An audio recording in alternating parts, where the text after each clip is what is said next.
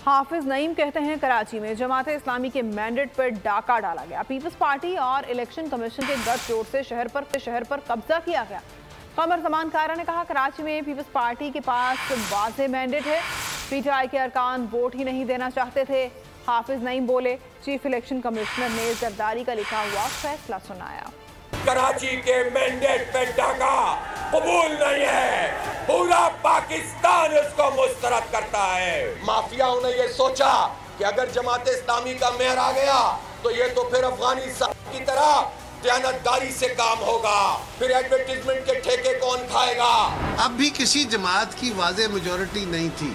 Single largest party People's party. हालांकि mayor के election से बहुत पहले उनका एक ग्रुप था 30-32 बंदों का, जिन्होंने अपने पार्लिमानी लीडर भी मुकर्रर किया था और उन्होंने कहा था कि हम किसी को वोट नहीं देंगे। पीपल्स पार्टी का लिखा हुआ फैसला इलेक्शन कमीशन पाकिस्तान से जारी हुआ।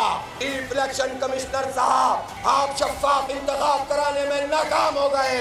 चीफ इलेक्शन कमिश्नर को भी मैंडेट चोर कहेंगे। जमात इस्लामी 2, 4, 5 बंदे ही ले आती उनमें से। अब तो वो लोग आज़ाद है ना, कल तो चलो अगवा थे, फलान थे, जो भी कोई तो इकरार कर लेता कि हमें अगवा किया गया था।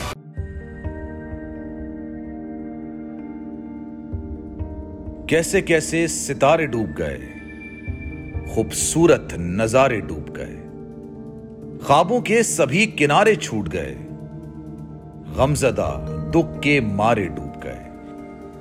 कितनी मुश्किल का सामना है यहां, कितने लोगों के प्यारे डूब गए। आओ मिलकर करें मदद सबकी, जिनके सारे सहारे डूब गए। आजमाइश में मिलकर एक हुए, नफरतों के इशारे डूब गए। कितने प्यारे हमारे डूब गए। कौमी सानहे की सूरत हाल से लम्हा बलम्हा बोल रखेगा बाखबर।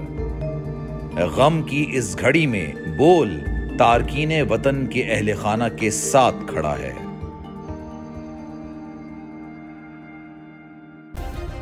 सब्सक्राइब करें और बेल दबाएं ताकि कोई खबर रह न जाए।